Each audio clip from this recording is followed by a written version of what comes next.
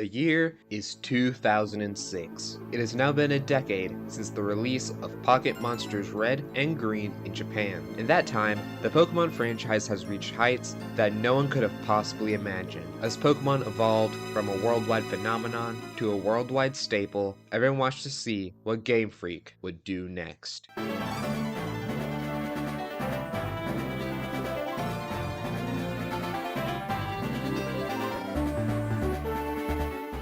Hey everyone, Midits here. Today we'll be talking about the first game in the 4th generation of Pokemon, Diamond and Pearl. We're going to be looking at both the ups and downs, the improvements and what could have been done better, and how this entry fits in the Pokemon franchise overall. But before we begin, I hope you enjoyed today's video, and let's get straight into this. Since this is on a new console, let's first focus on the graphics. While it's not as crazy as a jump in comparison to what we got from Gen 2 to Gen 3, you certainly can't say this looks the same as Ruby and Sapphire. While basically everything is more detailed, there are a few upgrades I want to highlight. While these games are mostly 2D, the elements of 3D used in the overworld help to add a greater sense of scale, where you feel like you're going on a grand adventure with these different locations and landmarks that tower above you. Another change in the overworld I love is the character sprites. They naturally look more detailed, and it shows that while the core is the same, the series has come a long way since the days of the Game Boy. Moving on, Game Freak once again hit it out of the park with the Sinnoh region. This is a region you can genuinely get lost in with all the different routes you can take. While the story itself is more linear, having so many different options helps to make this game feel much larger. While there are some annoying moments when it comes to traversal, and by that I mean the routes with mud you get stuck in, Sinnoh is overall super fun to explore as you get the sense that this is a proper journey. There's once again a slightly more complex story compared to the previous generation, and while I don't think it's some sort of masterpiece, we're starting to get some bits and pieces that feel like an incredibly compelling narrative.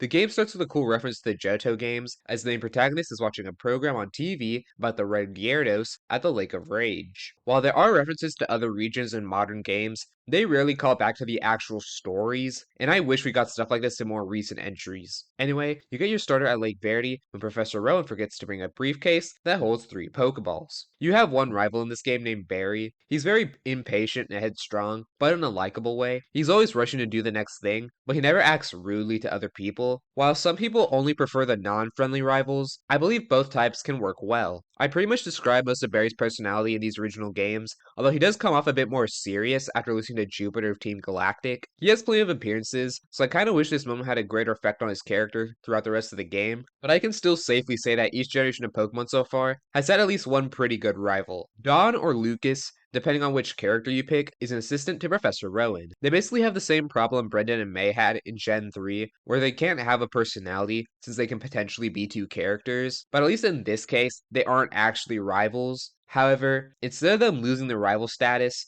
I would have preferred if they were just written better. We of course have to talk about the absolute highlight of this game, one of the greatest champions in the entire series, Cynthia. Cynthia is an archaeologist who's specifically fascinated with Sinnoh's legendary Pokemon. While she doesn't play as large of a role in this specific entry, she still has a fair amount of appearances that flesh out her character. But what has made her one of the most memorable Pokemon characters of all time is the final battle against her in the Pokemon League. Her encounter and battle themes are some of the best in the series history and are ingrained in the minds of everyone who has played through Sinnoh, especially since she had a notoriously difficult team to beat, so the song is inseparable from one of the hardest fights in the franchise. There's no point in saying she's the best champion Pokemon's ever had, because that take could probably freeze the sun. Let's move on to some other characters that, while not as good as Cynthia, are still pretty great. Team Galactic is the most serious evil team we've had in these games since Team Rocket in Gen 1. Their leader, Cyrus, plans to destroy and then remake the universe as he sees fit. He plans to do this using either Dialga or Palkia, which depends on the version of the game you're playing. We faced Team Galactic numerous times, but they succeed in getting the legendary Lake Trio of Uxie,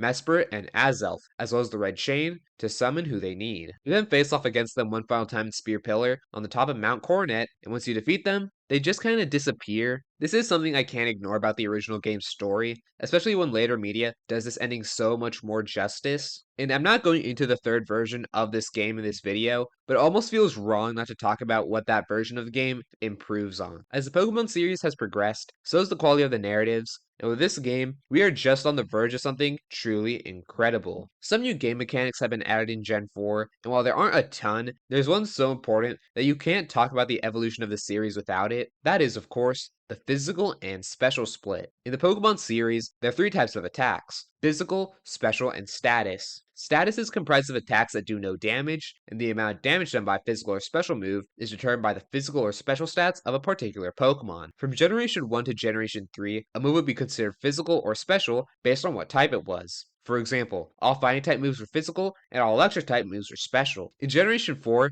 that changed as moves were categorized as physical or special individually. This does two things. First, it makes some moves make more sense. For example, it's kind of weird that a move called Thunder Punch was a special attack since it's, a punch. Second, it suddenly made a lot of Pokemon much more useful. Game Freak used to sometimes not take a Pokemon's type into account when making their stats, so you'd have a Pokemon with a high physical attack, and its typing would be special. Well, now that Pokemon can learn a move that aligns with its type and also with its stats. Regardless of what other characters, lore, and Pokemon I talk about in this video, I can say for certain that this is the most important thing Diamond and Pearl contributed, and it almost makes you wonder why this didn't exist in the first place. Well, obviously it's because every cartridge of Pokemon Red and Blue would explode if they tried that, but you get the point. Pokemon contests make a return, now being called Pokemon Super Contests. As the name implies, this is an upgrade version of what we got in Gen 3, but I'm not going to go into it that much. Regardless, it's always cool to see extra side content like this that makes the world feel more alive. The last thing I want to talk about is basically the sequel to the Pokénav, the Poketch. It's a watch device you receive early in the game, which has way more features on it than you would expect. Some highlights include a clock that matches the Nintendo DS's internal time, a calculator, a pedometer, a friendship checker, a coin toss, a calendar, and a kitchen timer. Were Game Freak expecting you to use this in your day-to-day life? While I doubt people would actively use most of these apps,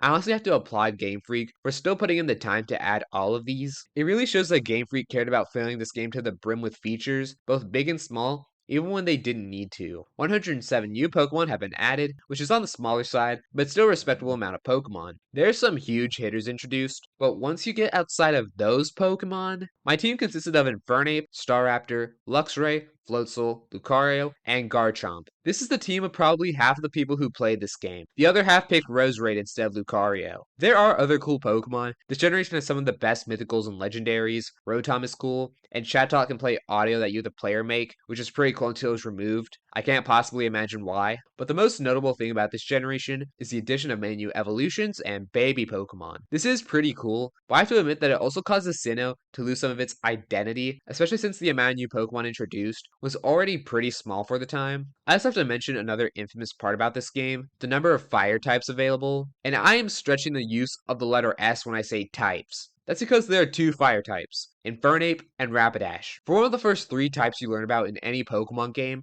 and in a Pokemon game 4 generations in, this is absurd. So while there are some other spectacular Pokemon introduced this generation, that's the case with every generation. So this is probably second to last in terms of Pokemon selections so far, being above Johto, but under Hoenn and Kanto. Now, we need to talk about difficulty. This is a decently challenging game, as long as you know how to build your team right. There is another issue I have to mention though, and that's that Diamond and Pearl are slow. This is most notable with HP, as a high-level Pokemon with a lot of HP can take forever to knock out. It's definitely something that holds the game back, and it's especially a shame because things went backwards for no discernible reason. Lastly, I want to discuss post-game content. There isn't much to say, as it's comparable in length to Ruby and Sapphire. There are super contests, catching some legendaries, the Battle Tower, and one feature I admittedly should have mentioned earlier, but decided to save for now. The Underground is a massive cave system found underneath the Sinnoh region, and by the Sinnoh region, I mean the entire Sinnoh region. While here, you can mine to get various artifacts, some of which I would definitely consider very useful. You can create a secret base and add a bunch of decorations, which is probably the closest we'll ever get to having customizable